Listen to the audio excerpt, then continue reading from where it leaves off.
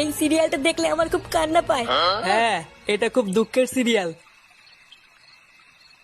তোদের ভাইগুলো বেশ ভালোই আছিস তাই না? এ কি ফুটো, তুই এখন লেওরা এক হোমোচোদার জন্য আমার ঘুম উড়ে গেছে, আর তোরা এখানে বসে বসে সিরিয়াল দেখছিস? বাড়া তোর আবার এত রাতে কি হলো? এত খোঁচে আছিস কেন? লেওরা খানকি ছেড়ে সারার জন্য আমার বাড়িতে টাকাই দায় হয়ে গেছে। তোদের ভাই হোমোচোদার বাল প্যান্ট খুলে দিচ্ছে, প্যান্টের ভিতরে হাত ঢুকিয়ে নাড়ি দিচ্ছে। বোধ এইভাবে কি থাকা যায় নাকি?